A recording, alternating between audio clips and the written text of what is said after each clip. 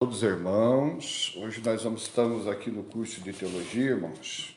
Nós estamos estudando a carta do apóstolo Paulo aos Colossenses, a carta aos Efésios, Filipenses e Colossenses, chamada Epístolas da Prisão, né? São cartas profundas que o apóstolo Paulo escreveu na prisão, quando ele estava lá em Roma, onde ele e Pedro foram mortos pelo imperador Nero, né? Irmãos, eu quero ter os nossos alunos aqui. Dá a paz do Senhor para os irmãos. Meus irmãos, dá uma saudação para os irmãos aí. Pai do Senhor. Pai do Senhor. Pai do Senhor. Aqui está o irmão Valdecir, evangelista Ademir, pastor Hernandes. Estamos aí nessa segunda-feira, dia do trabalhador aí, se aprofundando na palavra de Deus, né? É tão maravilhoso de estudar a palavra de Deus. E hoje nós vamos estudar sobre Efésios, Filipenses e Colossenses. Pode localizar lá os irmãos que estão com o livro, página número 40. Irmãos, vamos para a introdução da matéria, né? O aluno passará a estudar agora 3 das epístolas de Paulo. Efésios, Filipenses e Colossenses são epístolas enviadas às igrejas dessas cidades, comumente chamadas de epístolas eclesiológicas. A carta aos Efésios é revelada de uma capa de transcendentalidade, isso é, remete o estudante ao céu e a temas que fogem ao intelecto e à razão, que requerem um conhecimento maior com revelação do alto. Entender o que aconteceu na eternidade, o sentido da potestades, principados, dominação do mundo espiritual, estão presentes nas epístolas aos Efésios e na epístola aos Colossenses. Quanto à carta de Paulo aos Colossenses, ele tem grande semelhança com o texto de Efésios, porque trata de assuntos transcendentais, de mistérios da eternidade, do mundo espiritual. Mas também baixa o teor da linguagem quanto aborda a vida cristã aqui na Terra. Já a Epístola aos Filipenses não trata de potestade e acontecimentos do mundo espiritual, mas de temas bem práticos para a vida cristã. Paulo fala sobre a identificação do crente com Jesus Cristo e do grande objetivo dele, que era de obter a perfeição ou maturidade. Certamente o estudante encontrará outras fontes de ajuda, além dessas que propomos, aos quais enriquecerão o seu conhecimento bíblico. E também essas epístolas, amados, são chamadas de epístolas pastorais, né? E também de epístolas da prisão. Quando o apóstolo Paulo estava preso, ele tinha uma grande preocupação com a igreja, com a situação espiritual da igreja. Então ele escreveu essas epístolas com o objetivo de instruir e orientar a igreja. Vamos começar pela epístola rainha.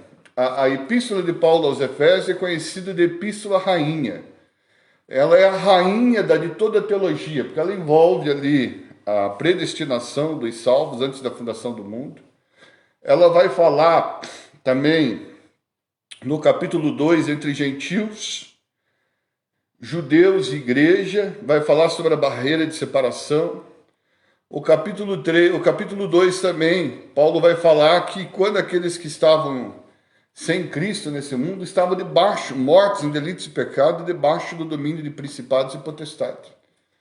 E o capítulo 3 vai fazer também referência ao contexto do capítulo 4.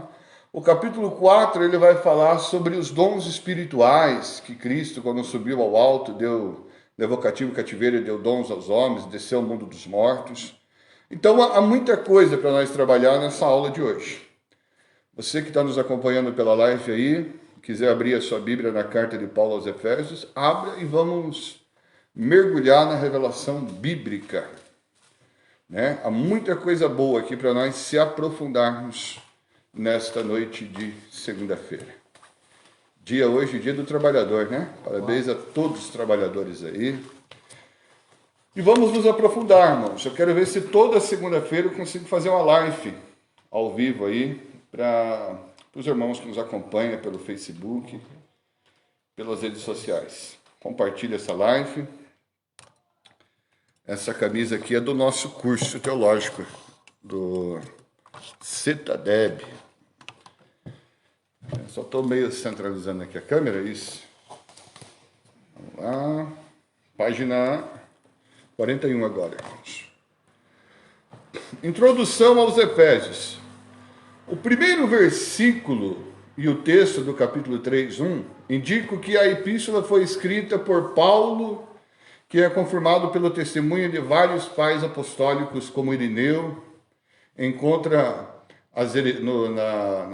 no seu livro lá, Contra as Heresias, Clemente de Alexandria, em Miscelâneas, Orígenes, contra Celso, além de ser mencionada por Policarpo em sua epístola aos Filipenses.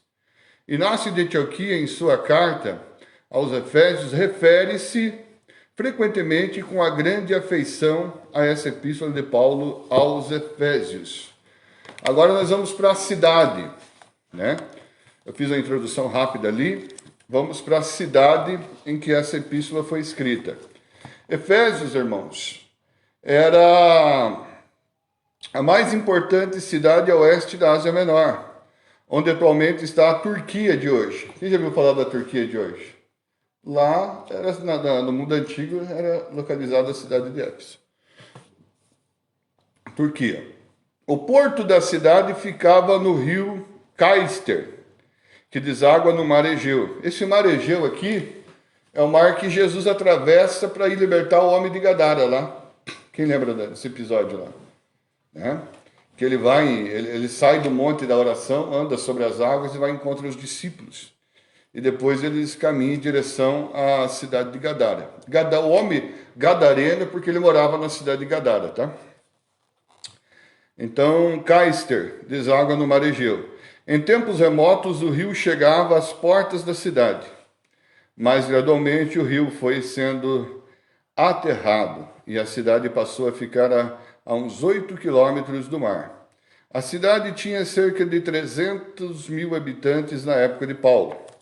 Servia de rota comercial para o mundo da época. Na cidade foi construído um importante templo, dedicado à deusa romana Diana, a mesma Artemis. Então, observe um detalhe aqui. Diana é a mesma Artemis, lá do capítulo 19 de Atos, versículo 23 a 31. Já naquela época, uma rodovia costeando o rio Caister ligava a Sardes. Uma ramificação ia para Esmirna. Lembra que esse nome Efésios, carta, Sardes, Esmirna, são uma das igrejas lá, das 7 igrejas da Ásia, lá no livro do Apocalipse? Então aí é um detalhe interessante para você observar, meus amados. Observar aí essa curiosidade bíblica. Então, Efésios serviu de centro de evangelização para Paulo durante 3 anos. 2 anos em Atos 19, verso 8 ao 10, 3 anos em Atos 20, verso 31.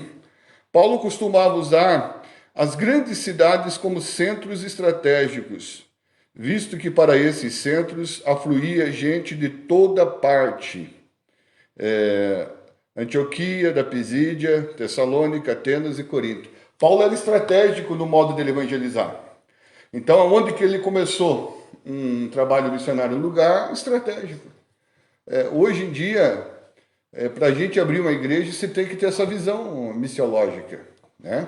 Para pôr a igreja no lugar estratégico, onde você consegue alcançar o maior grupo de pessoas.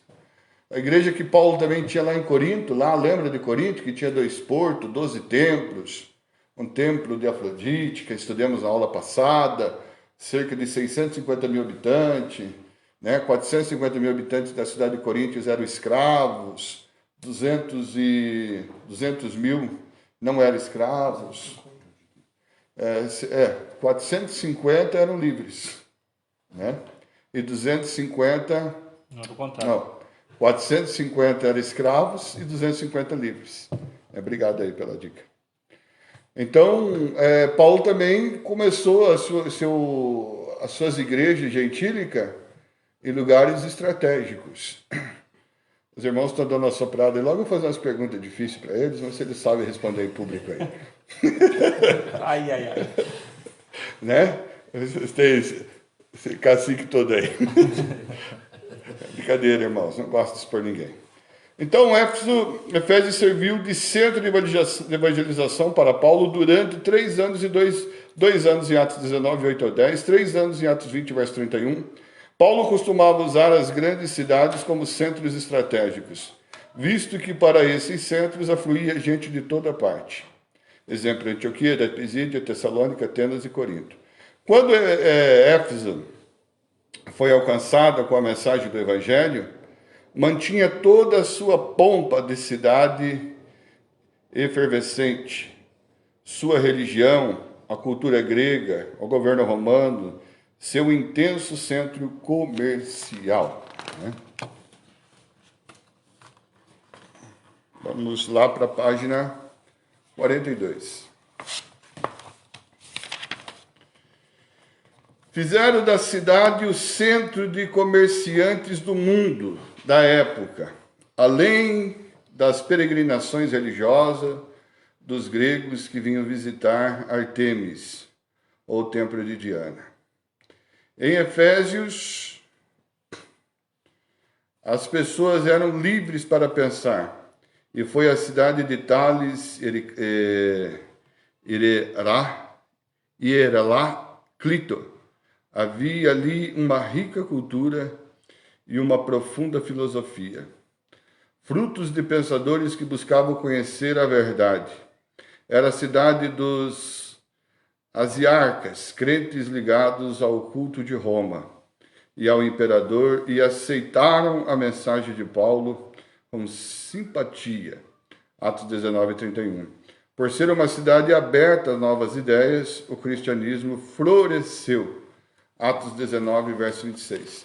Tem lugares que as pessoas são fechadas, né, irmãos, para o Evangelho. Mas essa cidade aqui, o cristianismo floresceu porque eles tinham a mente aberta ao cristianismo, a novas ideias. Porque tem muitos lugares que as pessoas têm a mente muito fechada, né? Eles mantêm aquela religiosidade, nasci nessa, eu vou morrer nessa, e não abre espaço para você conseguir evangelizar essas pessoas, tirar elas do engano. A mensagem. O objetivo da carta era de expandir o conhecimento dos irmãos a respeito da fé, da graça e dos mistérios de Deus. Paulo mostra nessa carta que no projeto de Deus não existe mais distinção entre povos, que gentios e judeus agora são irmanados pela fé, formando um só povo, quebrando a barreira de separação, que eu falei um pouco na parte introdutória do ensino. A primeira visita de Paulo a Éfeso está registrada em Atos 18, verso 19 a 31.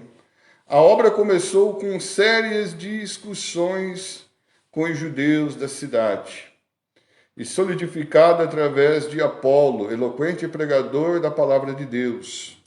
Atos 18, versículo 24 a 28, você vai ver a história de Apolo. Ele era um homem muito eloquente, conhecia muito bem toda a Torá, os profetas escritos, e daí foi evangelizado assim, ampliado seus conhecimentos por Priscila e Aquila. E ele ganhou muitas pessoas com essa erudição teológica que ele tinha, Apolo. Também conhecedores Aquila e Priscila, também conhecedores da palavra de Deus. E esses terminaram de discipular Apolo. Atos 18, 26. Quando esteve na cidade, pela segunda vez, depois de uma viagem a Jerusalém pelas regiões da Ásia Menor, Paulo permaneceu em Éfeso 3 anos. Atos 19, verso 10. Este versículo afirma que foram 2 anos e menciona apenas uma parte daquele tempo. conforme o estudante pode confirmar lendo Atos 20, versículo 31. Alguém trouxe a Bíblia aí? Abra lá para nós. Presta aí na sua tradução. Atos 20, versículo 31.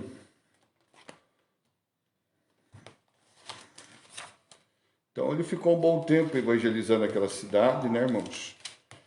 E o que eu vejo aqui é que Paulo não perdia tempo, né? No lugar que estava dando fruto, ele ia para outro lugar. Atos 20, 31. E também alguns dos principais da Ásia, que eram os amigos, lhe rogaram que não se apresentasse no teatro. Atos 20, 31. Portanto, vigiai, lembrando-vos do que durante 3 anos não cessei noite e dia de ademoestar com lágrimas a cada um de vós. Olha aqui que detalhe, irmãos. Portanto, vigiai, lembrando-vos de que durante 3 anos não cessei noite e dia de lhe ademoestar com lágrimas a cada um de vós. Olha o cuidado, o zelo que Paulo tinha pelas almas, né? 3 anos. Então, eu acho interessante que Saulo, né? Saulo, nome hebraico, Paulo, nome grego. Paulo, nome significa nome é o pequeno, né?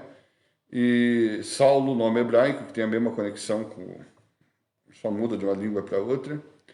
Essa igreja exigiu de Paulo muito tempo para ser fundamentada e edificada. Por isso, nessa epístola, percebe-se um sentimento caloroso, além de que Paulo consegue expressar livremente os seus sentimentos e conhecimento espiritual do propósito eterno de Deus. Então, às vezes a gente pega, ganha uma pessoa para Cristo, evangeliza ela, ela aceita a fé, o cristianismo, mas ainda aquilo ali não está completo.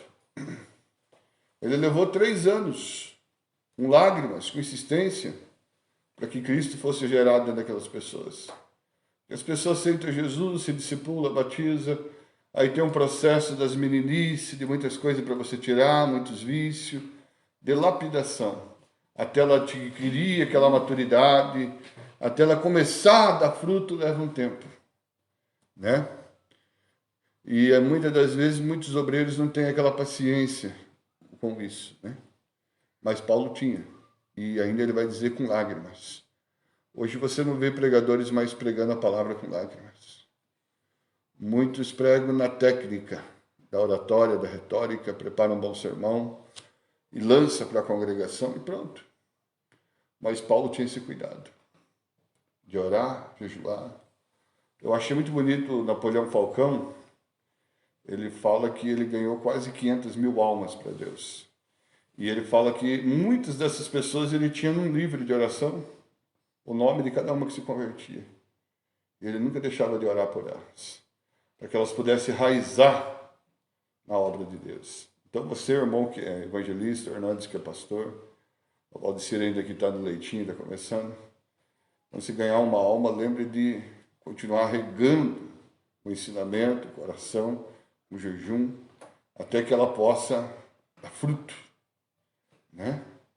Eu tenho meus aios, que foram os meus condutores que me conduziram até Cristo, que ainda hoje oram por mim, para que eu permaneça dando fruto. Então, pegue esse exemplo do apóstolo Paulo. Em sua última jornada a Jerusalém, segundo o parágrafo ali, na página 43, em sua última jornada a Jerusalém, Paulo convocou os anciões, a palavra ancião ali do grego presbútero, significa homem de idade, que é o mesmo presbítero, os anciões presbíteros da igreja de Éfeso, que encontrasse em Mileto, onde ele se despediu cheio de emoção e com um sentimento que nunca mais veria a face daqueles queridos irmãos. Atos 20, versículo 18 ao 35. A epístola foi escrita por ocasião de sua prisão em Roma, enviado à igreja logo após haver escrito a epístola aos Colossenses. Por isso existe tanta semelhança de ideias e pensamentos doutrinários. As provas são irrefutáveis de que Efésios e Colossenses foram escritas na mesma época, sob a mesma circunstância, e mantém semelhança entre elas. Tíquico, Onésimo, foram enviados a Colosso. Tíquico levou as duas epístolas, Colossenses e Efésios, às respectivas igrejas, enquanto Onésimo levava em mão uma carta a Filemon, seu antigo mestre, que residia em Colossos. A data teria sido uns 4 anos depois do discurso em Mileto, conforme registrado em Atos 20, versículos 6 a 38. O que eu acho interessante, irmãos, que essas epístolas eram cartas, provavelmente no couro de animais, do carneiro, o cabrito, né, que era chamado pergaminhos, essas epístolas.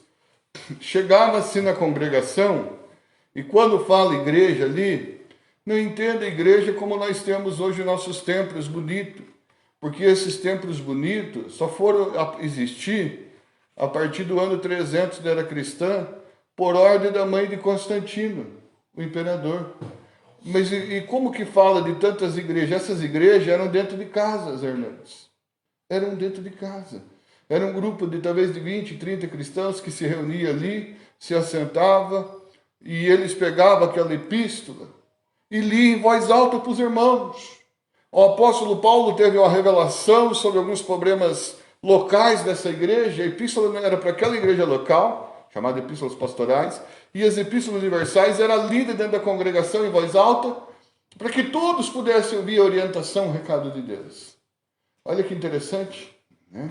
Era assim, e o culto era tão gostoso, porque naquele culto lia os salmos, que eram os louvores, o livro de salmos, é o Inário de Israel, e naquele culto tinha revelação, naquele culto tinha língua, interpretação de língua, e naquele culto tinha profecia, e naquele culto tinha doutrina, e naquele culto eram lidas essas epístolas, e servindo de orientação espiritual para aquela igreja.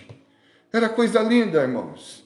Eu queria ser um crente naquela época, né? Pelo menos por alguns momentos, né? Tirando o momento da perseguição e o momento que eles foram decapitados, esse momento eu não queria pertencer à igreja. Mas no momento bom de ouvir os grandes mestres eruditos que receberam as primeiras revelações, eu queria participar de um culto desse. A igreja de Éfeso era formada por judeus e gentios. Atos 19, verso 8 ao 10. Veja que mesclagem. Há uma mesclagem. Há uma mesclagem. Judeus e gentios. Né? A igreja de Éfeso era formada por judeus e gentios, conforme Atos 19, verso 8 ao 10. E a epístola foi dirigida a esses irmãos de diferentes etnias, diferentes raças. Atos 19, verso 8 ao 10. O estudante deve levar em conta que sempre que fala em gentios, abre aspas, fecha aspas, a Bíblia está se referindo a povos não judeus, gente de todas as nações da terra. E quando se refere a bárbaros, está se referindo a povos que não falavam o grego e o latim, mas apenas o seu idioma nativo. Igual algumas tribos de índio que tem, né, dentro do nosso gigantesco Brasil aí, né, que não falam o nosso português. Então, são chamados de bárbaros, né? E os bárbaros aqui não falavam o grego e nem o latim. Eles eram chamados de bárbaros. Bárbaros não porque tinha barba, né? Bárbaros porque não era enquadrado na linguagem da época. Efésios ficou famosa pelo seu templo idólatra, construído em honra a Artemis ou Diana. O templo foi queimado por Erostratos, na noite que Alexandre o Grande nasceu em 335 a.C., e reconstruído e tornou-se uma das maravilhas do mundo da época. Né? Era muito estimado esse templo. Alguns comentaristas afirmam que Paulo se utilizou da beleza do templo da cidade para falar da igreja e o edifício de Deus, cuja beleza é interior e não exterior. Efésios 2, verso 19 a 22. A epístola Efésios 4, verso 17 e Efésios capítulo 5, versículo 1 ao 13, deixa implícita a profligasse, derrotar-se, que era notório dos efésios e ateus. Algumas expressões comuns em outras epístolas ocorrem quando Paulo se dirige aos anciões de Éfeso. O estudante pode comparar o texto de Efésios capítulo 1, versos 6 ao 7, 2, 7, quando Paulo fala da graça, abre aspas, fecha aspas, em Atos 20, verso 24 e versículo 32, pelo qual pode se chamar essa epístola de a epístola da graça de Deus, né? Chamado de epístola da graça de Deus, fecha aspas. Compare também quando Paulo fala em, abre aspas, cadeias, fecha aspas, ou algemas. Nos textos de Efésios capítulo 3, verso 1 e capítulo 4, verso 1, com Atos 20, versículo 22 ao 23. O estudante pode comparar também quando Paulo fala sobre, abre aspas, o conselho de Deus, fecha aspas, em Efésios capítulo 1, verso 11, com Atos 20, versículo 27. O texto semelhante pode ser comparado quando Paulo cita a frase, abre aspas, resgate de sua propriedade, fecha aspas, de Efésios capítulo 1, versículo 14, com Atos 20, versículo 38. Também a expressão, abre aspas, edificados, fecha aspas, e abre aspas, herança, fecha aspas, de Efésios capítulo 1, versículo 14 e 18, capítulo 2, verso 20, capítulo 5, verso 1, Atos 20, versículo 32. Entendeu até aí, meus irmãos? Ficou alguma dúvida? Outra coisa, objetivo da epístola. Qual que é o objetivo dessa carta de 6 capítulos? Tem alguns objetivos aqui, ó. Vou trazer uma resenha para vocês do objetivo da epístola, né? Qual que é o tema da epístola? A graça, a epístola da graça de Deus, né? O objetivo da epístola é o de estabelecer o fundamento e o curso, o alvo e a finalidade da existência da igreja aos fiéis em Cristo Jesus. Por isso, em toda a epístola, a igreja vem no singular e não no plural, porque fala da única igreja que existe. O fundamento da igreja, o curso da igreja na história e a finalidade de sua existência permeiam toda a epístola. Vê-se que a fundação da igreja é da vontade do Pai. O curso ou existência da igreja é para a satisfação do Filho. E o fim é para que a igreja viva na vida do Espírito. Comparando os textos de Efésios capítulo 1, verso 11, 2, 5, 3, 16, o aluno se surpreenderá com a centralidade da doutrina e com o lindo encerramento em que Paulo expressa a abundância do conhecimento de Deus na vida dos crentes. Capítulo 3, versículo 14 ao 21. Irmãos, e aqui é interessante que essa epístola, ela é chamada Epístola Rainha porque ela é muito cheia de teologia, é muito cheia de ensinamento. Ela vai falar da igreja que foi escolhida antes da fundação do mundo, ela vai falar da separação, a barreira de separação de gentios e judeus, ela vai falar sobre os dons ministeriais de apóstolos, profetas, pastores, evangelistas e mestres, no capítulo 4. Ela vai falar sobre os mortos espirituais que estavam em delitos e pecado. Aí Paulo vai dizer, desperta tu que dormes, levanta dentre os mortos e Cristo te esclarecerá. Ela vai falar da obediência do escravo para o patrão. Ela vai falar da obediência do filho para a mãe. Ela vai falar da responsabilidade do marido, mais a esposa, como Cristo amou a igreja. Ela vai falar da igreja, e tem muita gente que diz, eu sou a igreja. Você não é igreja, você é membro do corpo de Cristo, porque a igreja é única. João 10,16, haverá um só rebanho, um só pastor.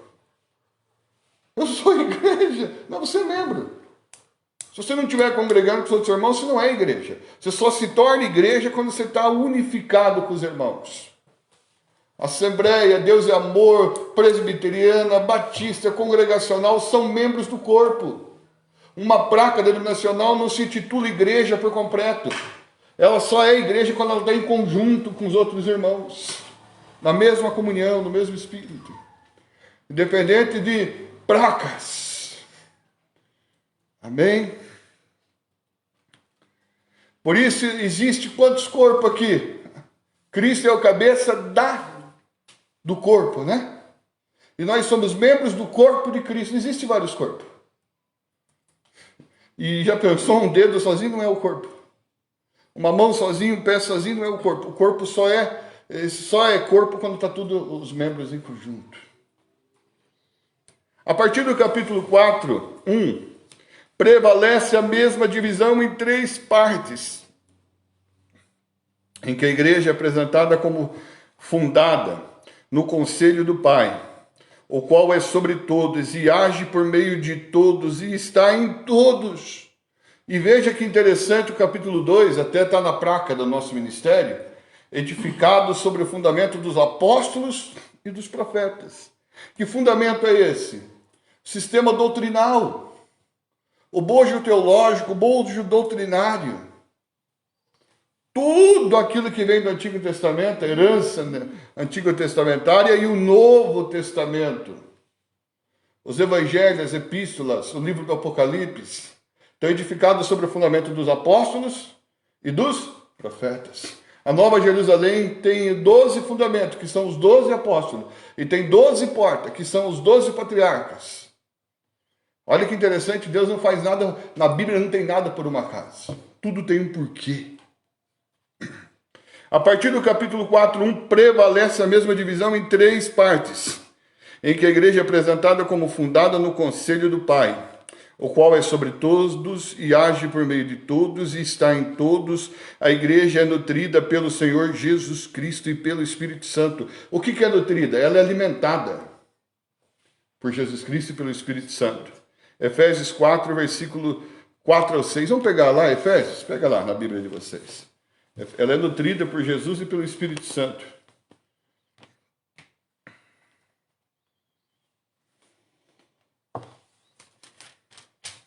Capítulo 4, verso 4 ao 6.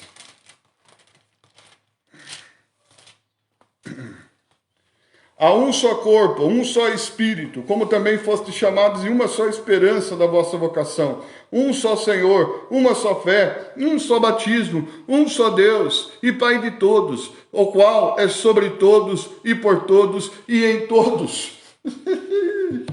Quem que nutre a igreja, gente? É Jesus. É o Espírito Santo.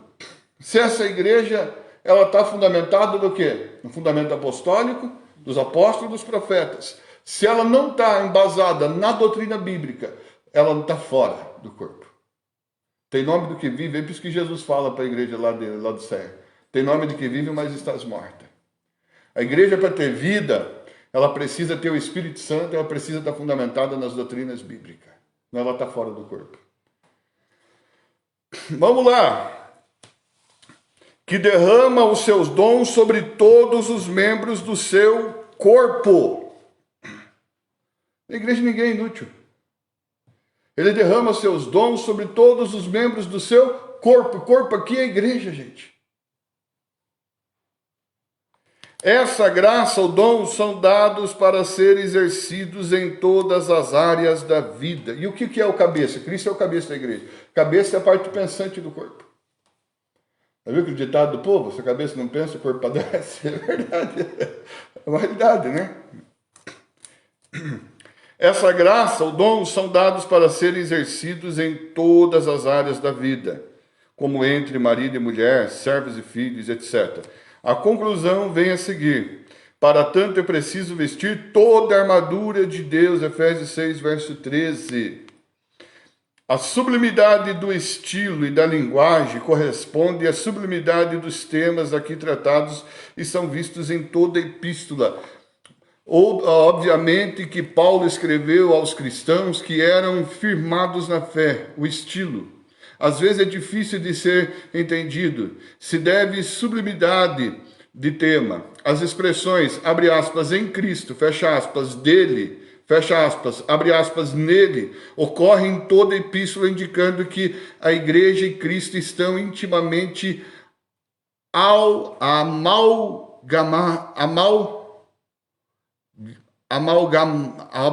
tem uma expressão aqui, amalgamados, como um só corpo, um grande edifício, bem construído para a glória de Cristo. Eles colocam assim umas palavras de difícil, né? Erudição. Amalgamados. Como um só corpo, um grande edifício, bem construído para a glória de Cristo. Agora preste atenção na metáfora edifício, na metáfora que ele usa como corpo. Um corpo com os membros lá e cá, o que acontece? Esse corpo não tem vida. Um edifício com um pilar lá e cá também não tem vida. A igreja, para ter força, ela precisa estar unida. Está entendendo? Por isso que em João 10,16, Jesus disse, haverá um só rebanho, um só pastor. E por isso que ele compara a sua igreja como corpo. Para a igreja ter força, precisa estar ligado no corpo. Nós temos culto de oração na terça-feira à noite. Temos culto de oração e doutrina na quarta. Poucas pessoas vêm. Poucas pessoas estão interessadas. Aí tira uma brasa do fogo. Ela começa a apagar. Corta, ampute um dedo agora e deixa fora do corpo até amanhã, você não consegue fazer um implante. O membro, por mais que você sofreu um acidente e acabou perdendo esse membro, você tem que correr no ponto-socorro, de preferência pôr ele no gelo, levar no ponto-socorro e fazer um implante para que ele possa ter vida. A igreja, para ter vida, ela precisa estar interligada no corpo. É um irmãozinho que canta o hino da harpa, um que dá uma saudação, outro que entrega a revelação, uma profecia. Aquilo aí vai te edificando, vai te fortalecendo. Por isso que é necessário congregar. Por isso que lá em Sofonias vai dizer, congregai, povo meu. O deixar de congregar é pecado. Hebreus 10:25, não deixai a vossa congregação, como é costume de alguns. Tinha muita gente que deixava e se dispersava na época. Por isso que Jesus compara ele como pastor e nós como ovelhas do seu rebanho. Irmão, a ovelha é míope. O que é um ser míope? Eu tenho miopia, por isso que eu uso óculos. Miopia, você não tem visão muito longe. Devido à miopia. Sem o óculos eu enxergo, minha visão é bem curtinha. Com óculos, minha visão é ampla. A ovelha é um animal míope, ele depende de estar no meio do rebanho para sobreviver. Uma ovelha fora do rebanho, um lobo, um urso, um leão, qualquer outro predador vem e destrói ela. Uma ovelha junto com o rebanho, se entrar um lobo no meio do rebanho, o rebanho mata o lobo. Já teve história de o rebanho inteiro matar e pisotear o lobo. Mas uma ovelha sozinha, ela é fácil de ser destruída. Por quê? Naquela época da cultura hebraica, lá na Palestina, os apriscos, Ademir, muitos apriscos eram na rocha. Está entendendo? Na rocha. E sabe aonde o pastor ficava? Na porta. Por isso que Jesus usa dessa metáfora dizendo, eu sou a porta. Quem entrar por mim, salvar-se-á. Outra metáfora que Jesus usa, ele também ficava às vezes no caminho cuidando. Se um lobo entrasse do rebanho, tinha que matar primeiro o pastor. Por isso ele diz, eu sou o bom pastor e dou a vida pelas ovelhas. Tinha que passar pela porta. Antes de atingir o rebanho, tinha que atingir ele. Olha que mistério, né? Está entendendo? E aqui ele está usando essa metáfora para orientar aos irmãos da igreja de Éfeso sobre a importância de estar congregando, a importância de estar unificados no corpo de Cristo. Por isso que a Santa Ceia é um modo de você ter comunhão, comungar um com os outros. Está entendendo? O edifício. Você não começa o edifício pelo teto. Você começa o edifício pela fundação. Se a fundação for boa, você consegue levantar. Aqui foi feita a igreja com sapata, né, pilares. Então, eu ajudei na fundação aqui. Então, você tem que fazer bem a sapata para suportar o peso. Assim é um prédio.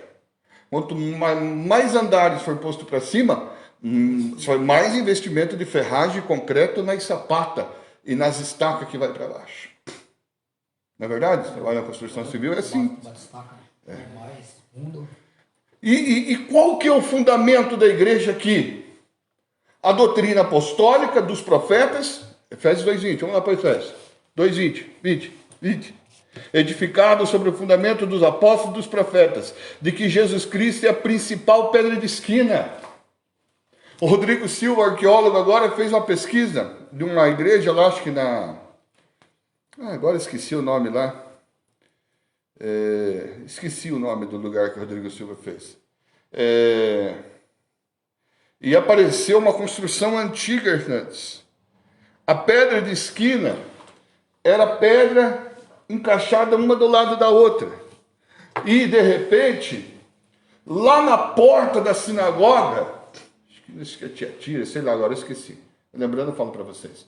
Na porta da sinagoga tinha uma pedra, que era pedra de esquina. Essa pedra, para ser pedra de esquina, eles queimavam, colocavam no fogo a noite inteira, e no dia seguinte jogavam água fria para dar um choque térmico. Se ela não trincasse com a temperatura, ela servia para ser pedra de esquina, para ser pedra angular. Aí pegava aquela pedra com marreta, todas aquelas outras pedras encaixadinhas, batia ela na entrada da porta da sinagoga, com muita força, e ela travava todas as outras pedras. Se aquela pedra caísse, desmoronava tudo. Você está entendendo a metáfora que o apóstolo Paulo está usando aqui para falar da igreja de Cristo? Se nós não tiver Jesus, os seus ensinos, as suas doutrinas, dos apóstolos, dos profetas, de Cristo, como base para a nossa vida cristã, tudo desmorona. O segredo está tudo em Cristo. Aí ele vai dizer, edificado sobre o fundamento dos apóstolos e dos profetas, de que Jesus Cristo é a principal pedra de esquina, no qual todo edifício bem ajustado cresce para templo santo do Senhor, no qual também vós juntamente sois edificado para a morada de Deus e do Espírito. Aonde que o Espírito Santo habita? João 14, 23. Se alguém me ama, disse Jesus, guardará meus mandamentos, viremos para ele, faremos nele morada. Deus só faz morada em nós quando a gente guarda os mandamentos. Quando você despreza a palavra, despreza o ensinamento bíblico, despreza os mandamentos de Cristo, ele não faz morada em você. Aí em João 8,31, se vocês guardarem meus mandamentos, verdadeiramente sereis meus discípulos. Para ser discípulo tem que guardar os mandamentos. Como que se diz pregador, pastor, fundador de ministério de igreja, se não tem a Bíblia como fundamento, a igreja como fundamento? Não vai. Amém, irmãos? Que vontade de falar língua estranha. É gostoso, né? Oh, Deus é maravilhosa, né? As expressões em Cristo, nele, ocorrem toda a epístola, indicando que a igreja e Cristo estão intimamente almagados como um só corpo, um grande edifício, bem construído para a glória de Cristo. O estudante pode aprofundar o estudo da carta aos Efésios seguindo o esboço a seguir. Nós vamos entrar nos tópicos sobre o ponto aqui. Irmãos, é extraordinário essas coisas, irmãos. É extraordinário. Que hora que é? É extraordinário. 9 horas, 4 minutos. Meu Deus. Só na carta aos Efésios. Epístola rainha. A mãe da teologia.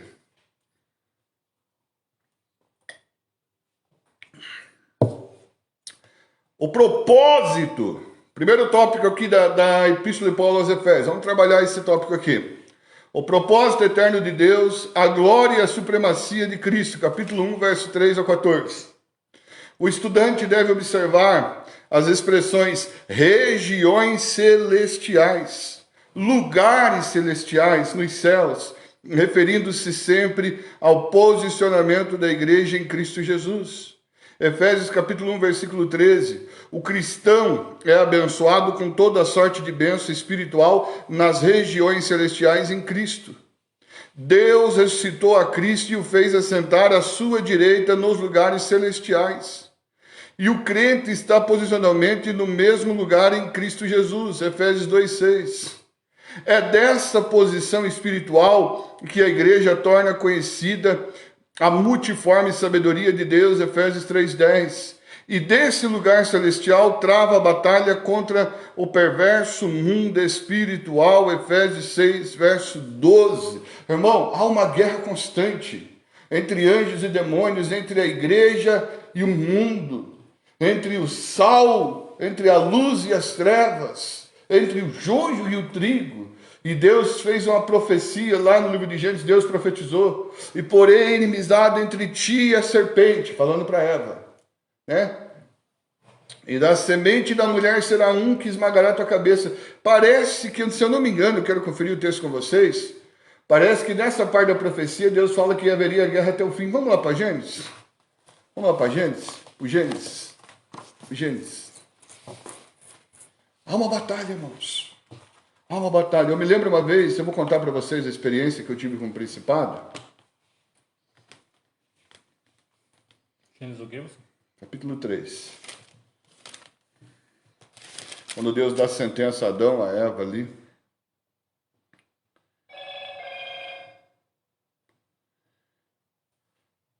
Três 14. Vamos pegar o do 12 ali para fazer um contexto.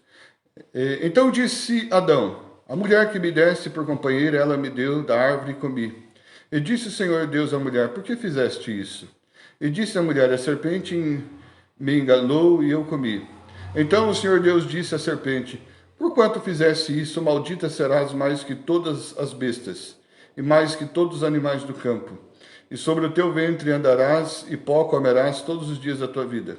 E porém inimizade entre ti e a mulher, entre a tua semente e a semente dela. E esta te ferirá a cabeça, e tu lhe ferirás o calcanhar. Você percebeu a revelação no texto do versículo 15? Há uma revelação aqui, irmãos. E porém inimizade entre ti e a mulher, entre a tua semente e a semente e a sua semente. E esta te ferirá a cabeça, e tu lhe ferirás o calcanhar. A mulher literalmente feriu a cabeça da serpente? Não. Em que momento vai ferir? Romanos 16, 20. Em breve o Deus de paz esmagará Satanás debaixo de vossos pés. Em que momento foi isso? Vamos lá para Hebreus 13, 14. Irmãos, que gostoso, irmãos, estudar teologia. Ó, tem vaga aberta aí, ó, para quem quer estudar teologia, compartilha a live aí. Toda segunda-feira estamos aí inteirados aí na palavra de Deus. Hebreus 2,14, quem achou, leia aí rapidinho.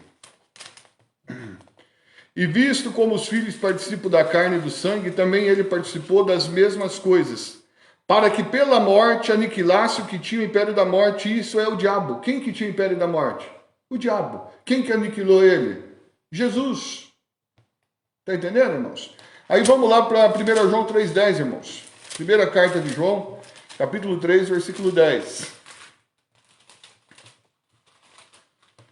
Nisto são manifestos os filhos de Deus e os filhos do diabo. Qualquer que pratica a justiça e não ama seu irmão não é de Deus. Olha que interessante. 3,8, contexto.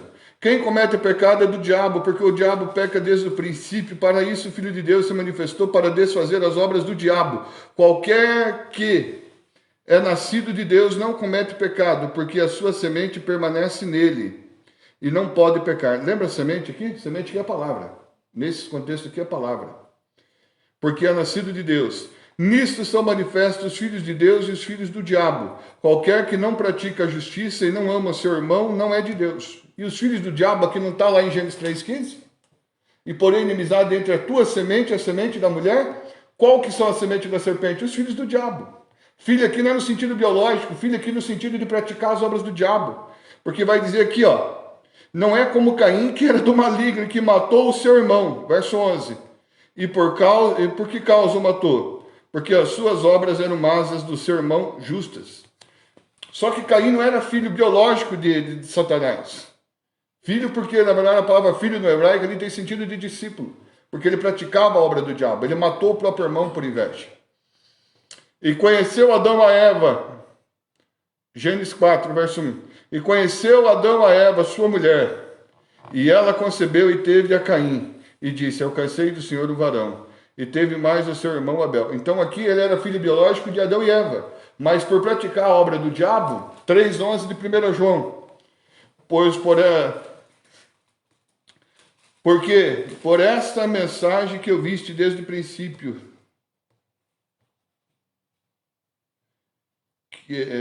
não como Caim, 12, não como Caim que era do maligno e matou o seu irmão.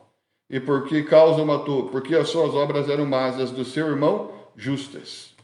Então, quem pratica iniquidade, o pecado, homicídio, prostituição, idolatria, se torna filho de quem? Do diabo. Efésios 2 lá de Efésios, vamos lá rapidinho.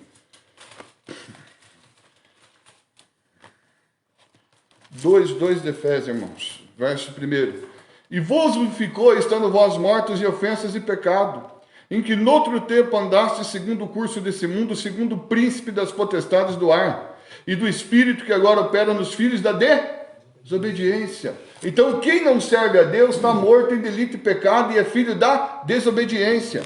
Vai ter vida eterna quando aceita Jesus. Por isso que esse negócio de fazer apelo quem quer aceitar Cristo não é exigência chata de pastor. É para que você possa sair da morte para a vida. É para que possa ir das trevas para a luz. É para que você possa ter vida em Cristo Jesus. 3. Entre os quais todos nós também antes andávamos nos desejos da nossa carne, fazendo a vontade da carne e dos pensamentos, e éramos por natureza filhos da ira, como os outros também. Mas Deus, que é riquíssimo em misericórdia, pelo seu muito amor com que nos amou, estando ainda nós mortos em ofensas, nos vivificou juntamente com Cristo, pela graça sois salvos. Vocês estão entendendo o mistério? Nós estávamos mortos. Debaixo aqui do versículo 2, em que noutro tempo andaste segundo o curso desse mundo, segundo o príncipe das potestades do ar e do espírito que agora opera nos filhos da desobediência. Está vendo o demônio do inferno aqui ou está vendo os ares? Os ares. Tem demônios que estão aprisionados? Na carta de Judas, na segunda carta de Pedro, vai falar de anjos caídos lá, como Abaddon, príncipe desses 200 milhões de demônios, que vão ser soltos na grande tribulação. Esses estão aprisionados. São os que tiveram relação sexual com as mulheres lá em Gênesis 6. Não guardaram o seu principado, antes cometeram fornicação. Mas esses outros demônios não estão dentro do Hades, não, agora, fazendo planinho, que muita gente fala. A Bíblia está dizendo que eles estão nos ares. Principados e potestades que estão nos ares. Aonde está os satélites, onde estão as galáxias, os planetas. Interessante. Por isso que Pedro vai dizer que os céus que agora existem, os céus e a terra agora existem, estão reservados como tesouro para o fogo, porque tudo é contaminado pelo inimigo. E outro, irmão, eu tive uma visão de um principado faz muito tempo, já em sonho Deus me deu uma visão. Eu vi um principado assentado nas regiões celestiais assim, assentado assim nos ares, como Paulo está usando a expressão aqui, isso é literal, não é figurativo. Eu vi ele, dava mais de 30 metros. Em pé, provavelmente daria uns 60 metros, gigantesco. Outra vez, numa campanha de oração no monte, eu vi também que chegou a quebrar a árvore, que deu um vendaval lá, que quase deu um acidente lá no monte, mas eu vi também, tive uma visão de um principado. Então, a única maneira, Paulo vai dizer em Romanos, de você combater no mundo espiritual é por meio da oração, do jejum, do estudo da palavra, se revestindo com as armaduras espirituais, senão você é alvo fácil para Satanás te destruir. Amém, meus amados? Amém. Veja que interessante aqui. E outra, existe, são tão reais, o mundo espiritual é tão real quanto o mundo físico. É tão palpável quanto essa mesa. E se você não se resiste ao mundo físico, você vê os seres humanos, os animais, existe o mundo invisível, o mundo onde tem principados, potestades, demônios, castas, as afalanges de espíritos malignos, como pombagira, tranca-rua, enxu da morte, sete facadas, enxu do lodo, e várias afalanges demoníacas, né, que são dados esses títulos e são batizados esses demônios dentro dos centros de Umbanda com esses títulos. Mas eles são tão reais, irmãos, são reais. Reais, e para a igreja poder vencer, ela não pode estar dormindo. Por isso que Paulo fala em Efésios 5,14, desperta tu que dormes, levanta-te dentre os mortos, e Cristo te esclarecerá. Pastor, eu estou dormindo como? Quando você deixa de orar, deixa de jejuar, deixa de congregar, deixa de dizimar, deixa de fazer a obra de Deus, você já começou a entrar num sono espiritual. Isso é perigoso, você tem que despertar. Amém? Segundo tópico, a oração para que os cristãos tomem conhecimento do propósito e do poder de Deus. Capítulo 1, verso de número 15. 1,15. pelo que ouvindo eu também a fé que entre vós há no Senhor Jesus, a vossa caridade para com todos os santos. Oração e boas obras. Paulo costuma mencionar que orava e agradecia a Deus continuamente pelos irmãos da igreja, não apenas aqui, mas também nos textos de Filipenses, Colossenses e Tessalonicenses. Então, não apenas aqui, ele orava continuamente pelos irmãos da igreja. Imagine cada igreja que ele fundou, mandava suas epístolas pastorais, epístolas da prisão, ele orava por essas igrejas. Para que a palavra, para que o ensinamento pudesse encontrar guarida naqueles corações, naquelas mentes e pudesse dar fruto. Para que o evangelho pudesse se expandir. Só que ele tá falando tanto de orar aqui, Ademir e Hernandes, mas também está falando de uma batalha que existe no mundo espiritual. Está entendendo? Duas cartas que ele trata do mesmo assunto, a carta aos Colossenses e a carta aos Efésios, que ele vai falar de principados e potestades. Porque hoje em dia nós estamos vivendo uma época, amados, que muitos pastores estão achando que demônio não existe. Tem muita gente achando que o diabo, os anjos do mal não existem, que Deus não existe, ou até acredita em Deus, mas dizendo que o diabo não existe mais. E o diabo fica feliz com isso, né? Porque quanta gente menos perceber que ele dizendo, não, eu não existo mesmo, deixa eu atuar aí, por trás dos batidores, por trás da cortina. Para ele é até bom. Passos para a realização do propósito de Deus. Capítulo 2, verso 3. 2, 3. Entre os quais todos nós também antes andávamos nos desejos da nossa carne.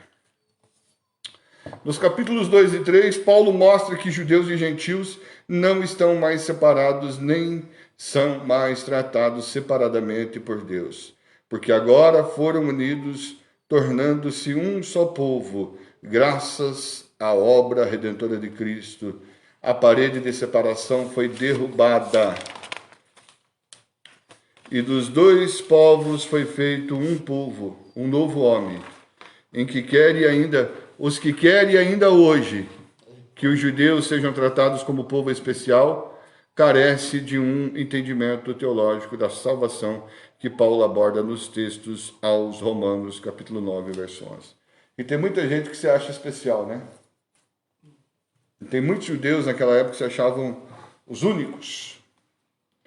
Né? E os outros povos eles consideravam como impuro e muito. E aqui Paulo está falando que foi derrubada a parede de separação entre judeus e gentios. Salvação dos indivíduos pela graça. Capítulo 2, verso 1 ao 10. Esse bloco de versículos serve para alertar a igreja de que a obra da salvação e a sua completude não são frutos do esforço das pessoas, mas unicamente da graça de Deus. Deus decidiu salvar homens sem que este faça esforço algum. Por isso Paulo fala que Cristo deu vida ao homem, pela graça sois salvos, 2,5. Para provar a verdadeira natureza da salvação, Paulo afirma que os salvos estão assentados nos lugares celestiais em Cristo Jesus, 2,6. Isso com a finalidade de mostrar a todos os que ainda haverão de nascer nos séculos vindouros a suprema riqueza da sua graça, 2,7. E que a salvação é pela graça. A palavra graça do grego ali é a palavra charis. Mediante a fé, sem participação alguma do homem, 2,8. Quer dizer, o homem não precisa mostrar as suas obras, nem precisa fazer coisa alguma. Cristo fez tudo. Amém, irmãos? Amém. Outra coisa que a Bíblia diz que toda a nossa justiça é como um trapo de imundícia diante de Deus. O trapo de imundícia, na época, como as mulheres usavam absorvente, não tinha essa modernidade do absorvente, era um pano que se usava ali para segurar a sua imundícia, a sua impureza. Entendendo? Então, Paulo vai usar, Isaías vai usar dessa situação, dizer que toda a nossa justiça, a gente achar que é santo, que é pelo jejuar, é que por eu pertencer a uma denominação tal, a sinagoga tal, o templo tal, eu sou melhor, eu sou salvo. Não, nós somos imundos diante de Deus. Nós não era réu do inferno. Isaías? não me engano, no capítulo 65. Está entendendo, irmãos? Então, veja que interessante, que a salvação é por graça. Graça do grego, a palavra charis, favor imerecido. Pela graça e salvo. Isso não vem de vós, não depende de mim, é dom. Daí do grego a palavra charisma, charismata, é presente. A palavra dom ali é presente. Aí isso não vem de vós, né? Vamos lá, Efésios 2:8. Vamos lá, vamos pegar rapidinho. Porque pela graça sois salvos por meio da fé. Fé aqui é a palavra pizza. Não pizza. É pizza. É confiança no caráter, na palavra de Deus. Porque pela graça sois salvos por meio da fé. E isso não vem de vós. É dom, a palavra charisma. Do grego charismata. Presente de Deus. Está entendendo? O ladrão da cruz não congregou, não dizimou, não tinha carteirinha de membro, foi salvo. Ah, pastor, eu vou fazer igual ele, então vá para a cruz. Né? Põe a coroa de espírito na cabeça, põe uma lança, clava ali, quebra as tuas pernas, passa por tudo que ele passou. O caso dele é um caso específico. Mas ali é um exemplo que a graça alcançou ele. Amém? Agora a regra geral para todos nós: aceitar Jesus, se arrepender dos seus pecados, ser batizado nas águas, conhecer as Escrituras, buscar o batismo com o Espírito Santo e perseverar até o fim. Regra para todos nós. Por mais que é imerecido, é presente, a palavra charis ali, né? A palavra graça, favor imerecido, mas tem que ter perseverança. 1 Coríntios 1:18. Vamos lá. Tá, irmão, não vão se escandalizar de eu usar ali a expressão trapo de imundícia, tá? Na verdade, eu tenho que contextualizar no estudo bíblico para você entender o raciocínio do autor bíblico da época, a cultura da época. Eu vi um vídeo sobre isso já, que o pastor falou. Porque a palavra da cruz é loucura para os que perecem, mas para nós que servimos, para nós que somos salvos, é o poder de Deus. Você está dizendo que somos.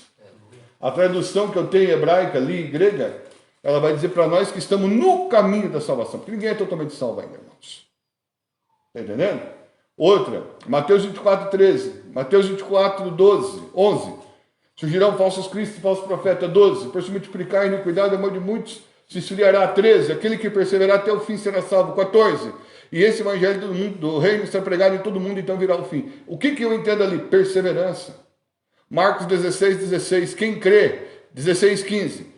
E de pregar o evangelho a toda criatura. 16. Quem crê e for batizado será é pretérito futuro. Está entendendo? E quem não crê será condenado. Porque quem não crê hoje pode crer amanhã. E quem crê hoje pode existir amanhã. Está entendendo? Digo perseverança, irmão. Salvação depende de perseverança. O contexto lá em Ezequiel.